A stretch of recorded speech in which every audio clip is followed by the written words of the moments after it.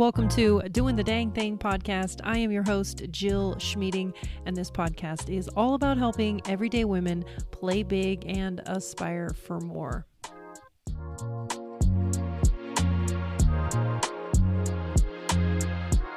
Welcome to the show, everyone. Today's episode I'm really excited about, actually. I've got Heather Morgan back on the show. It's been a while since she's been on the podcast, but I invited her back because Heather has such amazing things to say. It gives me new ways to look at life. And today we're talking about playing big in your romantic relationships, specifically new romantic relationships. And, I'm in a group chat with a whole bunch of girls and we ask a lot of great questions, and something came up today and I was like, oh man, this is a great episode. And so I just wanted to come on here and talk about it. And like I said, Heather's back. Her and I go through it. We just kind of talk about some questions that you need to ask yourself when you are starting a new relationship and you are right in the middle of that NRE. Yes. NRE. Do you know what that means? New relationship energy. It's actually a phrase coined by polyamorous individuals, but monogamous people feel the same way when they are right at the beginning of falling in love. So Heather Morgan and I are going to dive right in and just have a conversation. And I encourage you to stick around because, like I said, we ask some really good questions that if you find yourself new to a relationship, you'll want to know what these questions are so you can kind of make sure that you do what is best for you.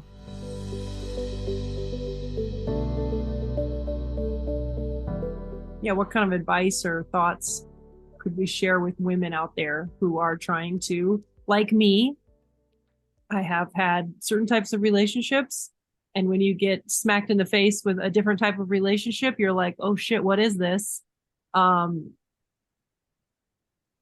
And trying to remember that I have agency over my own body and my own relationship. It's not all about whether he likes me. Mm-hmm. Yeah, no, I think like the question that I have had a hard time, I didn't know I could ask, honestly, is how do I feel about him? So it's like, do I actually like him? And not just the fact that he shows up or answers a text or is not mean. You know what I mean? Sometimes the bar isn't hell where it's like, oh, he smiles occasionally or, he's nice. That's lovely. Most people are nice, right? Most people are nice. Most people are not murderers. Most people are safe. So asking like, do I enjoy this person? Is there anything about this person that is adding to my life? Anything about this person that I respect? I didn't, should I compare my partners? Saying partner A and partner B. So there's a partner A in my life. And this person, I could say, what do I like about this person? And I would say like, I love his curiosity. I love his emotional intelligence. I love how we solve problems together. We have really good arguments. Like they're very sane and safe and productive. And I love that. I love that we share a sense of humor. He has this mischievous little sense of humor and I enjoy that. Sex is fire. Yay, that's great. But it's like emotionally connected too. Oh, that's great. And then partner B, it's like, I feel really good. So this is a good relationship. This is a good relationship. What do you like about him? That he cuddles with me and he tells me he misses me and he thinks about me and he texts me and he makes me feel, and sex is fire, but it's a little different. Not so emotional. It's just real fun, which is fine, which that serves a purpose, right? But it is like, if I ask myself, what do you want?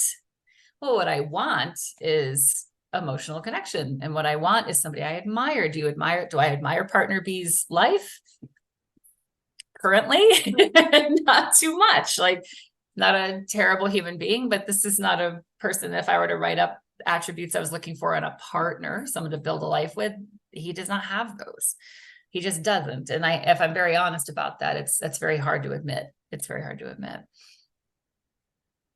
Yeah, I agree completely. I thought it was interesting when you did kind of go through the different things that you liked in each partner.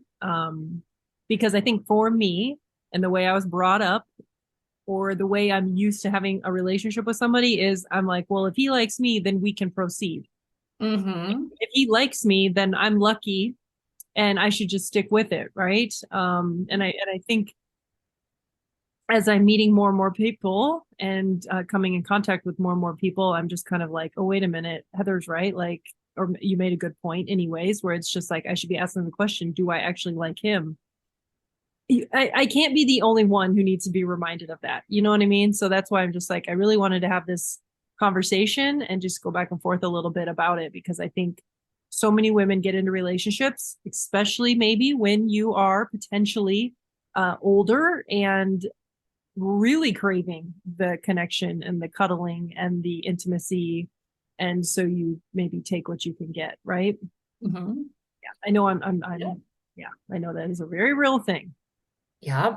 And I think it kind of depends on being really honest with yourself and saying, what do I really want and need? I mean, something I've kind of tossed around is maybe my focus is really like my quote calling, my work in the world, my soul's work. And really all I'm kind of looking for is someone to cuddle with, you know? And maybe if I'm really honest with myself, that's kind of all I want. Like I have this old story in my head of I want Prince Charming, I want my life partner. Maybe, but like I have to ask myself, if all you really want is just kind of someone to touch base with, maybe just own that. It's not the end of the world. There are beautiful things about that. But what happens to me is I just burst into tears all of a sudden in my house. I'm like, why are you crying? Like, because I want to be in love. And I'm like, fuck, I don't want to be in love. And I want to do better this time. Like I didn't love well in my marriage, and I've learned so much, and I learned so much, and I want to try it now, like with a person but it has to be somebody I like. And I didn't know when I was married that a huge part of our problem was like, I did not vet my husband. He's not a bad person, but I did not check for compatibility. I didn't check for admiration. I didn't check for all these kind of things. I just said, you know what? He's safe and he likes me. And he's a really good kisser. And, like sex is fire, right? This is the criteria always for me. Like that's what that was the criteria. And I had overthought everything in my whole life. And I said, I'm not going to think about this too hard. And I didn't. And I married him 6 months after I met him. And I didn't realize that some of the resentment and arguments that we had that my part of it was my fault, was that I was trying to get him to be a person that I wanted and needed that he just could never be. Again, not because he's bad. It's just like, this is why we're really good friends, but we are not good partners. Like we don't work well together. And I didn't know that was important. That is really important to me. I had no idea that was important to me. That's one thing age is really helpful. Experience is really helpful for. But yeah, I think that we have so much resentment and we call it normal relationship. Oh, you know how men are from Mars, women are Venus. We have these kind of boring stories about relationships just sucking and being contentious all the time and just work it out.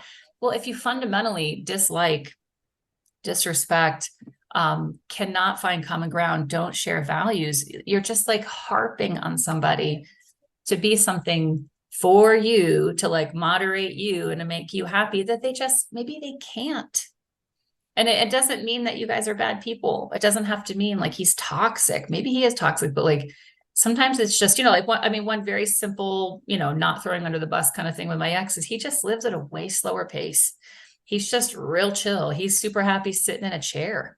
That's not a bad thing to be a chill person. I'm not a chill person. And I was like, get up. And he would be like, leave me alone. And we would just pound it on. I mean, that was one of many things. Pounded on that for 20 years going, why are we upset? Well, if we have fundamentally different speeds and orientations, why would that be fun? Yeah. Why am I going to beat him up and be like, you're dumb and bad? I'm going to make a value judgment about you. And then he's feeling bad. It's just like a snowball. Yeah. Yeah. Yeah, you make a very good point. The whole value system and making sure you match up. And, one of our girlfriends mentioned just recently, like she said, how do you know if someone likes you? Or sorry, what was her question? It was how do you know if they like you or how they make you feel? Yeah, correct. How do you differentiate between that? And I think one of my answers was giving it time. Yes. Because you get to see somebody in different lights. And so it's like, do you really like them? When they're maybe not in their best light, right? Mm-hmm. No, totally. Yeah, that is something I also didn't do when I got married. We got engaged a month after we met in our 20s. So,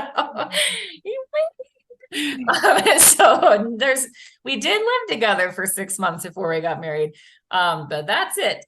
And he actually said a very wise statement. He said, no man can fake past 6 months. So we got married exactly 6 months and then whoops. So I think he's completely true, completely accurate. I think that, there's probably different time frame for everybody, but more or less a couple of months, 6 months, people start showing their colors. Maybe it's a year for some people.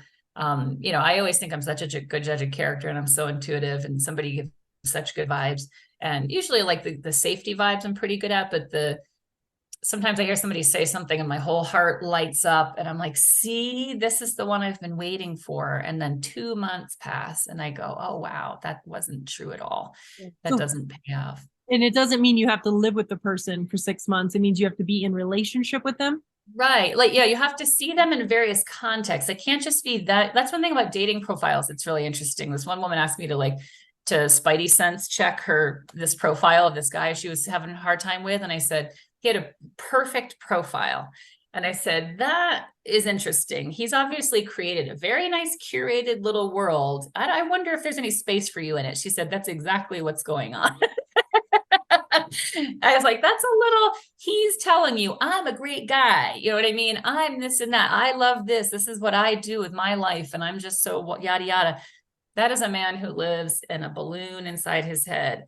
And I think that, you'll find that out when you meet him. When somebody tells you, I love this, I'm passionate about this, I care about this, cool, prove it. Yeah. And there's no reason to invest. I did not know that. I did not believe anybody who said that. I was like, invest because they said, I feel so good.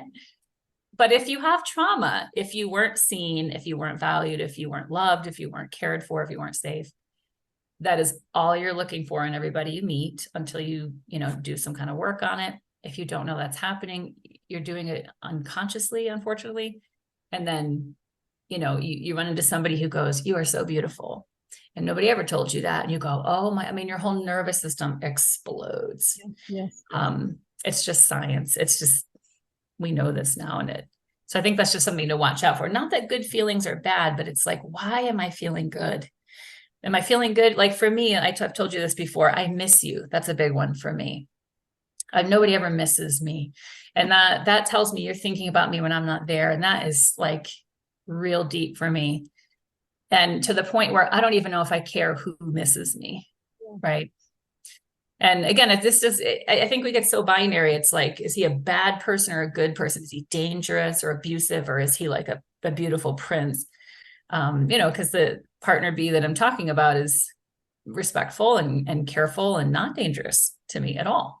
This is not like a bad person. It's just, I think that's what I like. I think that's what I like is that he misses me. That's not what a relationship is built on. I already married that, and I know how that goes. Yeah, exactly. I think, one of the, like you said, if there's trauma, which I have had trauma for sure in my life. And I think the thing for me that I get kind of stuck on is when a gentleman, genuinely wants to hang out with me. And I'm just like, you genuinely want to hang out with me? Like you genuinely like me? It's so hard to believe, even though, and I was just telling this to actually a gentleman the other day. And I was just like, I know 100% that I'm an amazing person to be with, right? That I got my shit together and that I am an amazing catch. I know that. I also believe that my girls know that. Because all my girls are just like, you're amazing. I'm like, I know, right? What I don't believe is that men can see it. And so when I have a man come to me and say, hey, I want to hang out with you, or hey, let's do this together, or hey, I want to show you this because it means something to me, I am just floored. I'm like, me? Wait, are you talking to me? And so that's where and I've talked to you about this a little bit as I'm starting to get to know someone. I'm just like, it's really hard for me to get excited over the possibility that this guy could really like me and it could be something, right? It could be a real relationship. I don't want to even let myself get excited over that. And I really applaud you because you told me, you're like, just give yourself 10 minutes to be Right. like, give yourself 10 minutes to be excited and then go back to whatever it is that you want to go back to. But yeah, it's really kind of quite scary when the trauma comes into play. Because it almost feels dangerous when things feel safe or there's reciprocity, like somebody's liking you back. It's like that. It almost feels like danger, danger. This is not normal, right? It's like foreign object is detected almost. But yeah, that's what's so tricky is I think that sometimes it worries me sometimes when I hear women, they're just like, I got to be on my guard. It's like, what? I think what it comes down to, and this is so hard and it sucks. I think it comes down to, I have to trust myself to leave when I need to. So you don't have to be a bee. You don't have to be hard ass and, I don't feel feelings. It's like, you can enjoy it and be like, this feels good. Also, it's been a week or a month or whatever it's been. Let me just see if this plays out. I love when he does this. I love when he pays attention to me. I love when he buys me a gift or, whatever the thing is for you. Also, I want to make sure, maybe keep a list or something. He's got to have these 5 things. Like, my no has to be no, my safety has to be important, sex has to be compatible, emotional intelligence has to be there, whatever it is. I need to respect the work he does, how he spends his time, and if those things aren't there, just be honest. Just be honest, but it's so hard. It's so hard. I'm like, I can be honest, but I'm having a hard time moving. So I want to be transparent. I'm not some guru on a hill. Oh, ladies, do this. Yeah, exactly. I hope it'll change our lives. I know. It's one of those things where you're just like, do this, do as I say, not as I do. Yeah, because I have done it before. I should say that I have a little bit of street cred. I have before said, ooh, this is not with partner C, the previous one to be, which I said, I don't think this makes sense. Yeah. But also testing it, because what I really don't want is my fear to dictate either. I'm so afraid of connection and unfamiliarity. Let me run. I just test it against my body. Am I, wanting to throw up with anxiety all the time? It's just, that's not like necessary. Yeah. It's so interesting too. Like we're in our 40s. You've been married. I've never been married. It's just interesting to me. I think the programming that I've had growing up is, like you have to wait so long before you take it to another level. I told myself my whole life, I will never live with a man, before we're married. Right. And, wait before you do this and wait before you do that. And so it's all good. But now I'm just like, man, I'm 41 years old. Like if I want to go on an overnight trip with a gentleman that I feel like in my body, I'm not scared of, I have good intuition, he feels like a safe person. He's, shown that in his behavior on the dates that we've gone on, but I want to jump ahead to like an overnight camping trip or something. There's this idea that I can't trust myself, say, oh, that's okay. Or, like I have to do it this way because that's the right way.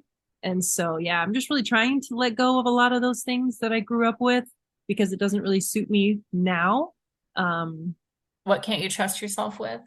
Just like you said a minute ago, like this idea of just like letting go and relaxing in it and not having this fear rule me, right? This fear of like, oh, if I move in with him before I'm married, people are going to judge me, or I'm going to make a mistake, or I'm going to do this or do that, right?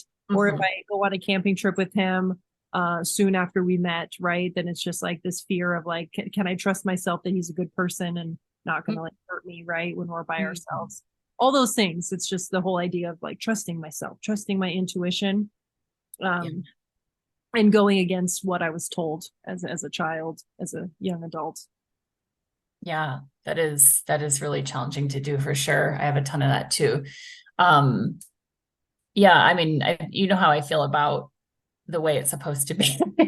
It's literally all made up. It's all made up. And I think like it's just really good to talk to ourselves and say like, I'm the boss of myself. And literally everybody, even the way we have like heteronormative marriages, is made up. Like that's not how it is in every part of the world. It's not how it's been throughout all history. Unless you say like America is where all truth is channeled and everyone else is full of shit. Like, and only the hetero people in America that just doesn't track with me. It's like I think wisdom is in other places. And I mean, we've always changed our marriage has always changed according to what the culture requires. So if the economic system doesn't work anymore, we literally change marriage. And everybody thinks that it was that from the beginning of time. And if you know any history, history is accessible now. Most of us can read and watch videos. There's a ton of history. Like, it's just not a thing. So, and something I've tried to do too in facing the things that scare me to death to break, especially with my fundamentalism kind of stuff I've had to challenge. It was terrifying to challenge that, because for me, the threat was hell, right? And I was like, oh God, what if I light on fire and demons possess me? That's literally what I thought would happen. I had to do an experiment, and I did an experiment. It was like, what happens when I do this? And I learned a lot. So I've learned some things like, oh, that behavior actually is kind of universally for me non-beneficial. And I think one thing we have to know about like going away on weekends and things like that, doing or sexual things or things, quote, out of order, is they are bonding. So you have to ask, I think the question more is, am I willing to bond deeply with this person? Am I willing to put my heart deeper into this game? And do I trust myself to heal if I have to pull my heart out and it breaks? Because I think honestly, that's what people are trying to avoid. They say it's, you'll have more blessings in your life or more safety or, whatever, prosperity, whatever the framework is. I don't know what they told you, but it's safer and better and right to do it this way. I really think people are trying to avoid ambiguity. And I think they're trying to avoid heartbreak, because heartbreak just feels like crap. And I think people try to make it so holy and high and mighty, like this is just like the right way. It's like, I think you're just scared. Heartbreak sucks. I get it. Like, I don't want to feel it either. Yeah. I do all sorts of stuff to avoid that. But just call it being human, don't call it like a moral code. Yeah. And yeah. I don't want it. Yeah. Yeah. That's good. That's really good. That's the hard part for me with the bonding too fast thing, because I'm just like, nobody tells me what to do, because I go the other way. I don't want to have any rules because rules ruined my life. And then I have no rules. And then I throw myself in, which is not terrible. It actually is really beautiful. I've had some extremely beautiful moments that on my deathbed, I'll be so grateful I had, to be honest with you. I don't regret them. But the heartache is a bitch. Like when it does end inevitably, because I didn't pay any attention to the logical stuff. And additionally, then my heart shatters. Yeah. I mean, what I'm finding is your heart can heal, but you have to be very brave. You have to be very willing to keep your heart soft and to know it will break again. And I see a lot of people not doing that. And I think, oh, that's why you have all these defense mechanisms and push against intimacy and have a hard time in relationships all the time. And it's the same kind of hard times because your guard is so high. You can't do that and love people. That's like the catch-22. You have to be willing to hurt. Mm-hmm. And if you're not, you're going to keep playing the game you've been playing your whole life. That's my experience. Yeah, I'm pretty sick of hurting. I'm trying not to be too sick of it, but I'm a little weary. It's getting a little old in my 40s. Yeah, no, I understand. Believe me. Yeah. Oh yeah, I know it all too well. That's good. I think the questions to remember, after kind of hearing this conversation, the questions to remember or to think about, that we talked about were, what do I love about this person? What do I enjoy? What do I respect? And what about him adds value to my life or adds to my life, right? Those are the 4 questions that you can ask yourself when you're in that new NRE, new relationship energy that keeps you up at night. Wondering if you like him or like if you like him or you like the way he makes you feel. If he's scratching that trauma itch. It's so hard. It is, yeah. Because I think it is, if we have a second, I think it is interesting. I think when you've had trauma, you do believe that all men or most men or whoever you're dating are dangerous, are bad, are abusive, especially if that has been your experience. The example I always give is a lot of women will say, oh, everyone I date is a narcissist. All men are narcissists. I've never dated a narcissist. So there's a possibility that not all of them are narcissists, and that it's interesting that, all the people I'm with have these traits and all the people you date have these traits. Could there be a common denominator, right? That it doesn't have to be the same kind of pain. It doesn't have to be the same kind of pain. But also that when a person is not a narcissist, that's the only qualification you need when you're like new in your pain. And that's not enough ever. It's never going to be enough. So if the only thing is he doesn't hit me, most people aren't going to hit you. I just want you to know statistically, most people aren't going to hit you. Most people are not narcissists. Most people are not abusive. There are pockets, and we tend to go with what's familiar. So it's like, I have a tendency to go towards certain kind of people. And as long as I insist on dating the same kind of people and going, this is my type, I'm going to be surprised every time that they're exactly the same. But when they're not the same, the qualification can't be not a monster. The qualification has to be and adds to my life and brings me peace and, whatever skill or interest or whatever, So anyways, that's one thing I wanted to add.